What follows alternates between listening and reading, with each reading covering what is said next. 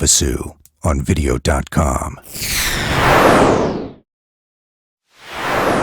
Sign of life here in Lake Havasu City was the Chemehuevi tribe. So Chemehuevi is southern Paiute, Paiute being from Nevada. If you know Mount Charleston and Las Vegas area, that is their sacred mountain. And so they would migrate down in the winter, stay in our area, and then go back up for summer, and they were the original snowbirds. And we have some beautiful artifacts here that really show life for the Chemehuevis. They were most known for their basket work and jewelry work.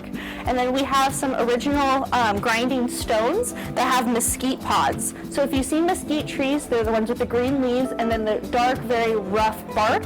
They would take the pods and then they would use the stone to grind it down, make a flour, and make breads and cakes. Chemehuevi actually means fish people, and it was a word from the Mojave people because Chemehuevis don't eat fish. It is a sacred animal to them. So once the Parker Dam was built in the 1930s, of course, the river was flooded, so the Chemehuevis were forced to migrate. A lot of them went to the Phoenix area. If you've been on Indian School Road, that was some of the original boarding schools of Arizona. And then over in the 80s, they gave them the reservation across the lake. However, a lot of them moved to the Crit area in Parker, and that's where a lot of them stay. So it is a bit of divided, but those are the two tribes, regions of our Lake Havasu City area.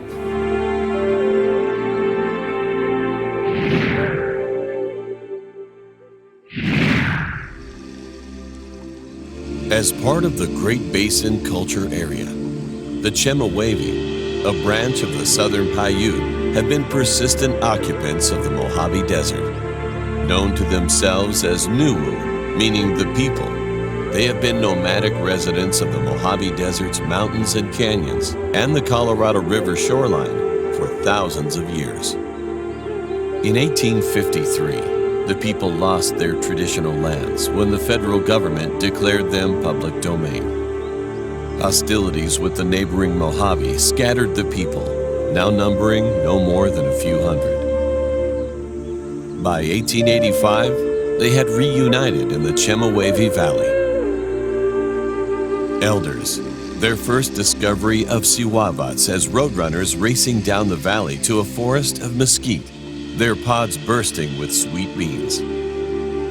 Federal authorities established the Chemehuevi Valley Reservation in 1907. This protected some 36,000 acres of Chemehuevi homeland, but the tribal members were soon relocated to the Parker area and their status as a tribe taken away. With 1929 came the formation of the Metropolitan Water District, and in 1935, Congress authorized the acquisition of as much of the reservation as necessary for the Parker Dam project. In the 1940s, the floodgates closed and nearly 8,000 acres of traditional Nuwuvi lands were underwater. From the early 1940s, a persistent desire for recognition and self-determination fueled the struggle to achieve federal recognition.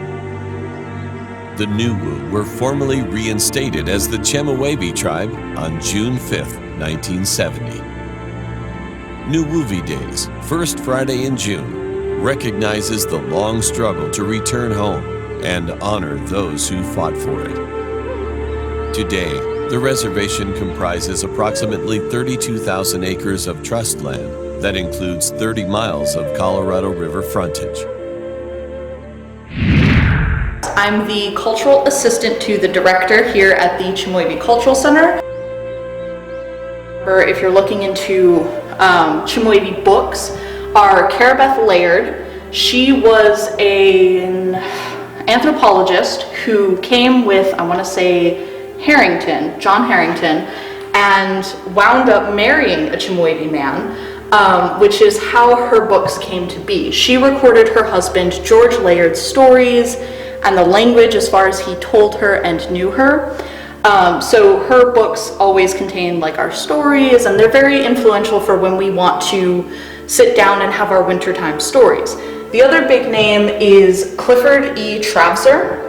He handles more of the historical side of things. It's not so much culture as it is documenting us as a people as we exist. For more information on the tribe, go to chemehuevi.net.